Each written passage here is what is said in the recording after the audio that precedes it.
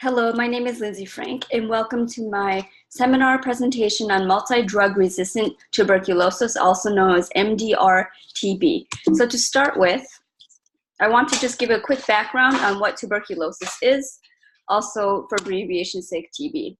It is caused by the bacteria called Mycobacterium tuberculosis, which is an acid-fast bacteria and is mainly transmitted through airborne respiratory droplets. This disease, TB, is a very old disease. The first remnants were found in fossils from 9000 BC around the Atlit Yam area, which is current-day Israel. Today, some more recent innovations in the last century has been the BCG vaccine that was invented by both Albert Calmet and Jean-Marie Camille Guerin. Today, what used to be a deadly killer, in fact, in the Middle East, in the Middle Ages, 1 in 7 people in both Europe and in the United States was killed by TB, so it used to be a massive killer. Today, the rates are down worldwide to about 4% new incidences globally. However, there's a new emergence of MDR TB and also something called extremely resistant TB, which we'll discuss soon. Okay, so quickly, a review of the microbiology and transmission of what TB is. So first off, somebody would have to ingest or inhale the respiratory droplet that contains one of these bacteria, and then an immune response happens. One of two things can happen. If the person has a strong immune system, then they can go into this latency phase, which is called latent TB. This means that the patient will not have any symptoms, which we'll see. Or what can happen is they can have an active full-blown infection, which the patient will be aware of, and from there, active TB can become systemic. It can infect any organ of the body, even though it's mainly associated with the lungs, and it can be fatal. So what's the difference between latent and active TB? So in latent TB, like I had said, patients have no symptoms and most of them don't even know they're infectious or don't even know they have active bacteria that's actually living inside the body. But the person is non-infectious, so they cannot spread the disease to anybody else, but they do have these active bacteria living in the body. Then a person can also become active. So the TB that's living inside the body can also become active. And when that happens, it's usually because the immune system has been overloaded. So what causes overloading the immune system? So HIV infection is one of the major comorbidities that can really exacerbate the disease. Children younger than 5 years old, the immunosuppressed, which makes sense since that's the overload of the immune system. If they have a suppressed immune system, then they will not be able to adequately contain the TB, so it won't be latent anymore. Malnutrition is an important one. So worldwide, individuals who lack proper nutrition cannot become immune suppressed, and then this can lead to latent TB becoming active. Substance abuse, because it changes biochemical reactions within the body and metabolism, and also previous respiratory diseases that left scar tissuing or fibrosis. That is a really good nidus for a latent infection to become active. And again, in active infection, you see the classic productive cough that's bloody, high fevers, night sweats, weight loss, fatigue, and the person is very highly infectious. In fact, very small amount of the bacteria need to be transmitted to another person in order for them to set up shop and start living. Okay, so what are some clinical signs and symptoms, some clinical signs, and how do we diagnose TB? So the first thing that a practitioner would do is order usually a chest x-ray, and what you're looking for is what's called the GOM complex, and that's seen right here on the traditionally right side of the central lobe of the lung, and it goes towards the middle of the perihilar region, Signs that a practitioner may pick up is painless lymphadenopathy, and also a practitioner would want to get a chest CT or a computed tomography in order to detect complications and figure out how deep and how much tissue is involved. Diagnosis is usually done with an acid-fast bacillus smear culture. However, this is not very highly sensitive or highly dependable since it is very hard to culture Mycobacterium tuberculosis, which is also one of the reasons why it's hard to detect and find good screening and other issues that we'll see later on. So confirmations is recommended, or required with nucleic acid amplification testing, such as PCR. Also, drug susceptibility testing needs to be done in order to figure out if the strains are resistant or sensitive to different medications. So there are two different screening tests that are available. The main one is the mantle test, which most people are familiar with, also known as PPD, where an individual goes in, they get a little part underneath their skin, and in 48 hours they go back to check to see if they have an active or latent TB system, or TB in their system. And then the other is the quantiferon test, which has been shown to be more specific for screening purposes. Or I'm sorry, sensitive. There's also the BCG vaccine that I mentioned earlier. The problem with this vaccination, however, is that it does not convey blanket immunity to all strains, and it also is not completely full coverage of immunity. So we need a better vaccine. Treatment is with rifampin, isoniazid, pyrazinamide, ethambutol, or streptomycin. This is also known as the RIPE therapy. And then first contacts are required to get rifampin. And we'll see later on with MDR tuberculosis, another type of, the next line of treatment has been fluoroquinolones right now, and they've also been introducing older drugs that used to be old for leprosy.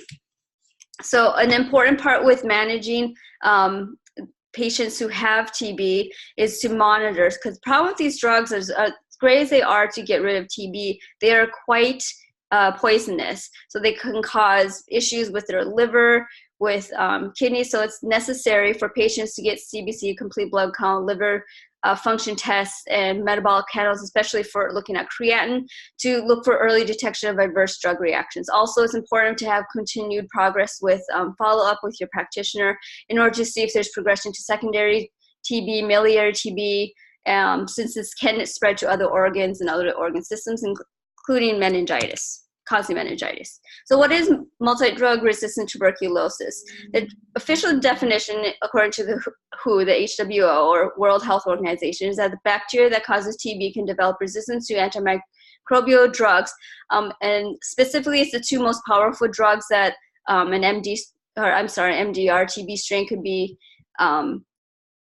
resistant to, which is rifampin and isoniazid. Extreme is also adding on the emergence of fluoroquinolones, which are the newer drugs that have been used to combat multi-drug resistant TB. And now we're finding that some multi-drug resistant TB strains are even becoming resistant to the fluoroquinolones, specifically moxifloxacin and levofloxacin. So here's just a quick map of the from 2016, produced by the World Health Organization, showing all the new cases of MDR TB. As you can see, it's mainly concentrated in what used to be the Soviet Union, and also around where the origin was in Egypt, the Middle East, and Israel. But as you can see, it really is widespread. It's not just concentrated to one region of the world. So MDR TB is something that is worldwide. So specifically in Ramsey County, Minnesota, now you may ask, why is there such a prevalence in Minnesota? Well, there's several factors as to why. Back in the 1980s, as I discussed before, HIV is an important comorbidity that can exacerbate the disease and bring out latent phase to active phase TB. And one of the reasons why is because they have similar pathophysiology with T cells, but I won't go into that. So the link with HIV/AIDS caused this resurgence of TB numbers in the 1980s. Along with this, in the 1970s, in 1975 specifically, there was a large migration of the Hmong population. Now, Hmong population is an ethnic group that is originally from China. And during the Vietnam War and also the Khmer Rouge reign in Cambodia from 1975 to 1979 predominantly, a lot of Hmong refugees and migrants had to flee the war-torn and violent upheaval. For those of you who are not familiar with Khmer Rouge, they were a popular political group in Cambodia that were mainly active from 1975 to 1979. And during that time, they committed acts of mass genocide. Up to 1.7 million people within that 4 years, which is about 21% of the population, was killed. It was anybody who had any sort of other religion or any religion at all. And thus the Hmong were targeted, and so a lot of them fled the country. Many of them came to Ramsey County, Minnesota, which is the county that also houses the capital city of the state of Minnesota. Now, why did they come to this little state way up in the frozen north? Well, the reason why is because St. Paul, Minnesota is a sanctuary city, so many Hmong came here in 1975. Unfortunately, with the migration of the Hmong and along with the outbreak of TB due to HIV/AIDS in the 1980s, a lot of individuals also brought along TB that was undetected. So in Ramsey County in 2015, there were no cases of MDR TB, and now there are about 30 to 40%. These are mainly seen in the elderly individuals, and the reason why we know that most of them got it from Thailand is that 88% of them, of the individuals who have MDR TB, were born in that region. And the great majority, about 80%, were treated with active TB prior to arriving in the United States. In addition, during a refugee camp that was set up in Thailand during the 1970s, 1980s, there was confirmed an outbreak of MDR TB in the Wat refugee camp. So this is one of the reasons why there's such a high prevalence that is now reemerging. Along with that, healthcare workers were not aware of the amount of TB that was around when the cases in 2016 started becoming apparent because the number of latent cases became active. This slowed down the amount of detection. So what is Ramsey County and Public Health Department doing about this? So in 2017, Ramsey County underdid a huge massive screening program, which included establishing several TB clinics that were in the community areas. They did screenings in community centers in the Hmong neighborhoods. They went to in-house visits. They did screening among senior centers, and they also collaborated with the Minnesota Department of Health, CDC, and a lot of the local Hmong community associations and NGOs, such as Hmong 18 Clan Council, and a lot of the small-owned Hmong-based business associations. Through this massive collaboration and screening effort, they were able to set up a monitoring program that was able to monitor the individuals who were screened, detected to have either latent or active TB, and then these individuals were given treatment for whichever case they had, monitoring for follow-up to make sure that they were responsive to therapy, and then also rehabilitation after they were no longer symptomatic and no longer showing active signs of infection of bacteria. In addition, they also did a massive monitoring of the individuals who were close contacts of the patients who were shown to have active TB. In addition, there was a large outreach in order to educate healthcare workers to let them be aware of the fact that this is an issue, and to look for signs of TB and be familiarized with the management and treatment.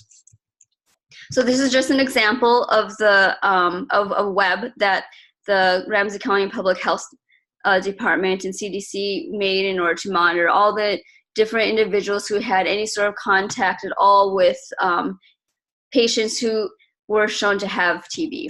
As you can see, they monitored not only active cases and latent cases, but all the way through either follow-up or if they surmise to the disease, in which in the last 3 years, we've seen 3 different cases of this. Okay, so what are some challenges and innovations that are taking place? The HWO has their End TB strategy, which is a worldwide multidiscipline, private and public sector, international strategy and plan.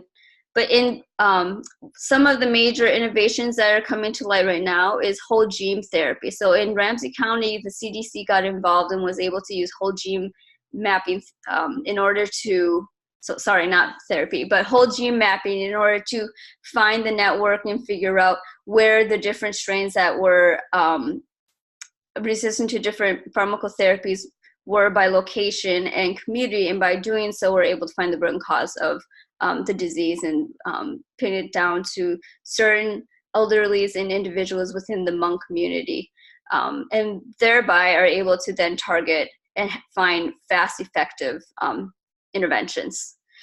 Also, we need a better vaccine for prevention. As I mentioned before, the BCG vaccine is the only one right now. It's very imperfect, doesn't convey complete immunization. There is some studies right now of a novel diagnostic test called the Expert Diagnostic Tool. This tool has been shown to be able to look at sensitivities and resistance patterns in different TB strains without having to wait for growth cultures. As I explained earlier, it's very hard to grow Mycobacterium tuberculosis, and therefore this type of diagnostic test that doesn't rely on waiting for culture growth and possible failure of growth in order to figure out susceptibility of pharmacotherapies. Also, new pharmacotherapies, of course, and treatment options need to be invented, since the rate of drug resistance is outpacing the rate of new innovations for pharmacotherapy. So these are my references. Thank you for your time.